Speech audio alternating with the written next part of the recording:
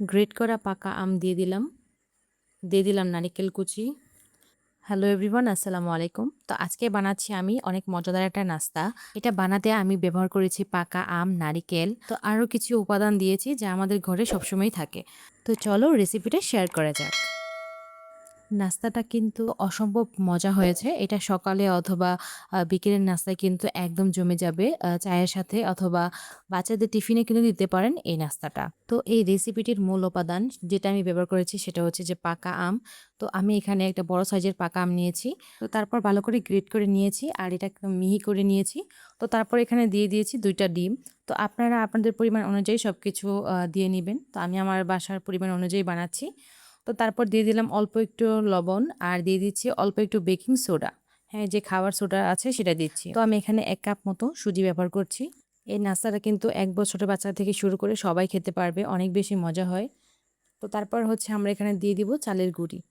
তো আপনাদের বাসায় যদি চালের গুঁড়া না থাকে তাহলে হচ্ছে আপনারা অল্প একটু আটা অথবা ময়দা ব্যবহার করতে পারেন। তবে চালের গুঁড়াটা ব্যবহার করলে বেশি সুন্দর হবে। তো তারপর আমি এখানে দিয়ে দিব চিনি। তো চিনিটা অল্প পরিমাণে দিচ্ছি কারণ এখানে আম দেওয়া হয়েছে আর আমটা কিন্তু প্রচণ্ড মিষ্টি ছিল। সেজন্য হচ্ছে আমি একটু ব্যালেন্স করার জন্য চিনিটা কমিয়ে দিয়েছি। তো আপনারা চাইলে কিন্তু এখানে চিনির পরিবর্তে কলা, পাকা কলা অথবা এখানে ব্রাউন সুগার ইউজ করতে পারেন। তো তারপর আমি দিয়ে দিলাম কুড়ানো নারকেল। তো এখানে নারিকেলটা দেওয়ার কারণে কিন্তু এই রেসিপির যে স্বাদটা সেটা কিন্তু দ্বিগুণ হয়ে যাবে। তো আপনারা অবশ্যই চেষ্টা করবেন নারিকেলটা দেওয়ার জন্য। তাহলে কিন্তু এটা অনেক অন্য রকমের একটা মজা পাবেন আপনারা। তো একবার হলেও বাসায় ট্রাই করে দেখবেন। অনেক বেশি ভালো লাগবে আশা করছি। তো তারপর আমি সব উপাদান একসাথে মিক্সড করে নিব। তো এখানে আর কিছুই দিব না। তো এখন এই ব্যাটারটা খুব ভালোভাবে মিক্স করে নিব। তো যেহেতু এখানে সুজি আছে তো সেজন্য একটু এত বেশি টাইটও করিনি, আবার একবারে বেশি পাতলা যে সেটাও করিনি। তো দেখতে পাচ্ছেন কেমন ঘনত্ব রেখে আমি এই ব্যাটারটা তৈরি করেছি। তো এটাকে হচ্ছে আমি কিছুক্ষণ রেখে দিব যেহেতু এখানে সুজি আছে সেটা যাতে একটু নরম হয়ে যায়। তো ব্যাটারটা তৈরি হয়ে গিয়েছে, এটা একটু রেস্টে রেখে দিব যাতে সুজিগুলো একটু নরম হয়। তো তারপর হচ্ছে আমি এখানে স্টিলের বাটি রেডি করে নিচ্ছি। তো ফিরে আসলাম প্রায় ২০ মিনিট পর। আর আমি এখানে নিয়েছি স্টিলের বাটি। তো এই ছোট, ছোট বাটিগুলো নিয়েছি আর এখানে হচ্ছে অল্প তেল দিয়ে এটাকে বাটিগুলোকে ভালো করে ব্রাশ করে নিয়েছি, অয়েল ব্রাশ করে নিয়েছি। তো তারপর এখানে হচ্ছে ব্যাটারটা দিয়ে দিচ্ছি। তো দিয়ে এই দুটোকে হচ্ছে স্টিম করতে বসিয়ে দিব।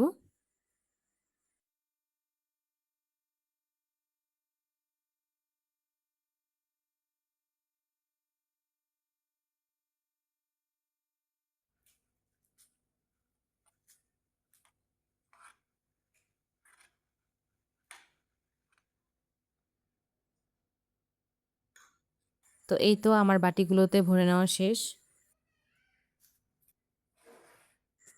তো যেহেতু রাইস কুকারে স্টিম করতে দিব সেহেতু ২ টার বেশি এখানে আটবে না, তাই ২ টাই নিয়েছি। তো বাটিগুলোতে আরেকটু ব্যাটার দিব যখন ওখানে রেখে দিব তখন। তো আমি এখানে রাইস কুকারে পানি নিয়েছি পরিমাণ মতো, নিয়ে এটাকে একটু ভালো করে গরম করে নিয়েছি পানিটা। তো দেখতেই পাচ্ছ পানিটা কিন্তু একদম গরম হয়ে গিয়েছে, বলক চলে এসেছে। তো এখন বাটি ২ টা এখানে বসিয়ে দিব। তো এখন ঢাকনা দিয়ে ঢেকে রেখে দিব প্রায় ২০ মিনিটের মতো।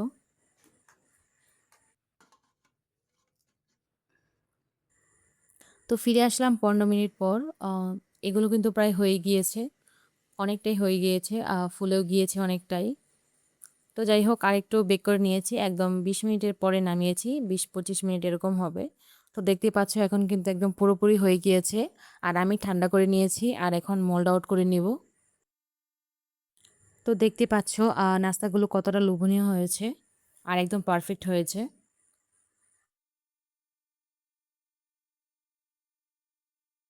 তো আমি যেহেতু বাটিতে তেল ব্রাশ করেছিলাম সেজন্য কিন্তু এটা তুলতে তেমন একটা অসুবিধা হয়নি।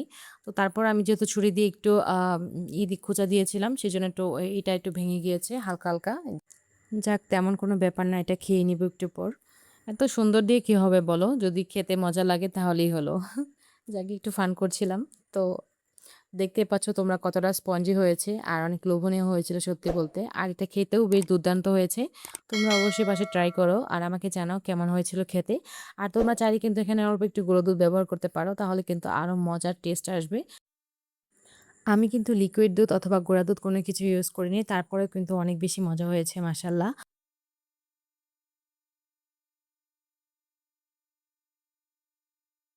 তোমরা অবশ্যই বাসায় একবার হলে ট্রাই করো। আর দেখো নারকেল দেওয়ার কারণে কিন্তু অনেক সুন্দর একটা স্মেল আসতেছে। তো আজকে ভিডিওটা এখানে শেষ করছি। দেখা হবে নতুন একটি ভিডিওতে। সবাই ভালো থেকো, সুস্থ থেকো। আর আমার চ্যানেলের পাশে থাকো। তো ফেসবুক থেকে দেখে থাকলে অবশ্যই আমাকে ফলো করো। আর ইউটিউব থেকে দেখে থাকলে আমার চ্যানেলটা সাবস্ক্রাইব করে আমার চ্যানেলের পাশে থেকো। সো এখানে শেষ করছি। সবাই ভালো থেকো। আল্লাহ হাফিজ। আসসালামু আলাইকুম।